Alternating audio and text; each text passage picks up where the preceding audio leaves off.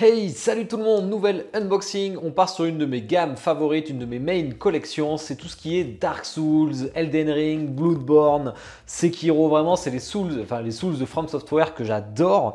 Et là on est sur ma première non officielle sur la licence, normalement j'ai du Prime 1, j'ai du Pure Hearts, j'ai du F4F, vous avez vu mes photos sur Instagram du display complet. Donc là c'est les Abyss Watcher, donc un des boss primordiaux de Dark Souls 3, où ils sont plusieurs, on va voir ça, c'est du non-off qui a été fait par Sword and Wing Studio, donc qui est l'équivalent de ASSI qui font les meufs, et ils font du 1/4, donc ce qui va très bien avec justement tout ce qui est Prime 1, F4F, etc. Et je pense qu'on verra jamais cette statue en officiel, donc du coup je l'ai pris en on-off, pas de boîte parce qu'en fait c'est dans le carton directement, il y a la mousse noire, par contre une boîte très renforcée, un carton, enfin vraiment il y a des renforts de partout, donc ça c'est cool, c'était bien protégé. Je l'ai déjà unbox en live sur Twitch, donc là c'est mon deuxième montage. Et on voit que j'ai le numéro 37 sur 158, ce qui n'est pas énorme, donc ça c'est cool, c'est assez limité. Mais écoutez, on va commencer direct par le personnage, le boss du coup, enfin un des boss qui sont plusieurs. Vraiment, grosse statue, on le voit déjà, ça va être assez imposant. Une statue qui va prendre beaucoup de hauteur, parce que vous allez voir l'effet dynamique de la cape qui est assez incroyable. Et bien écoutez, on va monter ça. Alors, je crois que j'avais galéré un peu ici, je l'avais un peu chauffé même. Mais depuis, ça a dû travailler, donc je ne dois plus avoir besoin de chauffer. Voilà. Ah oui, j'ai oublié de dire au niveau de la base déstructurée comme j'aime, ça c'est cool. Par contre, après, c'est pas incroyable sur la base, on a une espèce d'aspect, parce que c'est une espèce de marécage, un peu de sable dégueulasse là. Alors, c'est pas très coloré, mais ça c'est heureusement d'ailleurs. On a quelques taches ici qui sont bien faites, du sang de partout.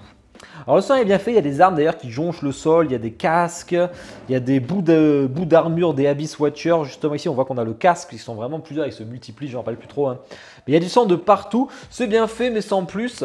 Par contre sur le personnage c'est mieux réussi, la maille est plus sympa, le sang aussi là est bien luisant, il brille. Franchement sur le personnage c'est quand même mieux fait. Au niveau de l'aspect métal, là on est plutôt sur du basique, c'est vraiment pas ouf. On est un peu en dessous quand même de ce que j'ai l'habitude de voir là-dessus. Qu'est-ce qu'on a ensuite? On a des bougies à placer, pas de light-up malheureusement. Les bougies sont très réussies je trouve, c'est même les bougies les plus sympas que j'ai vues. Je trouve qu'elles ont un aspect bien réaliste, ça correspond bien au jeu. Donc il y en a deux à mettre ici. Par contre les aimants sont assez puissants et ça c'est cool. Et allez, on met les dernières. Voilà, 4 bougies de mise, c'était facile. On a la tête d'un Abyss Watchers comme on voit ici. Alors les yeux tout noirs, le casque avec un aspect métal sang, on dirait un peu comme s'il y avait un symbiote sur lui, là c'est assez marrant, mais ce n'est pas le cas. Voilà, on place ça, je pense que lui il faut mettre sa seconde main, donc une main qui est pas mal d'ailleurs, hein, avec les petites griffes qui sortent, franchement elle est bien faite, le sang toujours, après c'est pas ça aurait pu être mieux fait quand même, ça aurait pu être mieux fait. Voilà, on a un petit Abyss Watcher ici, un Abyss Watcher ici. C'est une courte vidéo hein, parce que j'ai déjà monté, il n'y a pas trop de pièces. Donc ça, bah, moi ça me fait plaisir aussi. Hein. On a des épées à planter dans le sol justement du boss, hein, parce qu'ils sont 3 de mémoire. Je dis des bêtises, hein, mais vous me direz en commentaire si je dis des conneries. Alors c'est dommage, les armes sont en PVC, en métal, alors que ça va dans le sol. Hein. En métal, comme avait fait Prime 1 sur Casca, ça aurait été le top. Là c'est un peu dommage, mais bon, obligé de faire avec. Alors, toi tu vas où? Au pire, j'ai ma photo sur Instagram qui me rappellera comment elle est montée. Et je crois qu'il y en a une qui est proche. Ah oui, non, qui est plantée. Voilà, c'est vrai. Lui, il est mort par une épée là, paf, planté dans le cou. On a un espèce de petit bout aussi là, de son couteau, hop, qui va ici. Quel sens? Pas de sens. Non, si, il y a un sens. Hop, ben voilà. C'était rapide. On va monter le perso. Alors, le perso, on a un premier gant qui va ici. Hop, facile à mettre. Voilà. Et on y met le suite de son couteau qui est pas mal par contre. Hein. Bon, c'est en PVC. Ça aurait mérité d'être en métal.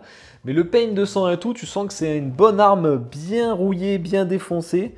Et pour le coup, elle est pas mal. Ah oui, ça va plutôt à l'arrière comme ceci. Voilà, une des armes. On a une épée hein, qui va faire gagner d'ailleurs beaucoup de largeur. Alors là, c'est la plus grande épée.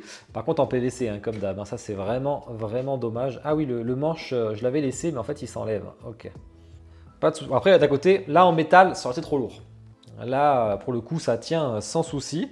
Ensuite, on passe à grosse pièce, la cape, qui donne tout un effet dynamique. Moi, ce qui m'empêche de le mettre dans les zones intermédiaires de mon meuble, parce que là, on dépasse les 61 cm, ça fait penser à la statue Carnage de Sideshow, vous savez, où c'était un peu rouge, et on dirait qu'il y a du symbiote de Venom de partout, là. C'est assez marrant. Mais, hop, assez facile à placer. Le plug est assez costaud quand même, donc ça ne va pas bouger comme ça. Hein. Voilà. Parfait, ça rentre même dans la caméra. Ensuite, on y met sa toge finale avec les petits couteaux qui sont déjà attachés. Hein. Ou alors, je les ai aimantés. Non, non, ils ont l'air collés. Ils ont l'air collés. Oula, c'est aimanté. Vous avez vu, par contre, c'est bien fait. Hein. Niveau montage et ingénierie, c'est vraiment bien fait. Il n'y avait pas de notice, mais c'était plutôt simple. Et la dernière tête, qui est la plus cool d'ailleurs. Hein. Dernière tête. Est-ce que ça aurait mérité des light-up? On en parlera peut-être après. Ben voilà. C'était rapide comme montage, ça fait plaisir, ça va rejoindre ma gamme Dark Souls. Allez, je vous fais le petit zoom en musique pour voir tout ça de près, puis je vous parle de toutes les spécificités après.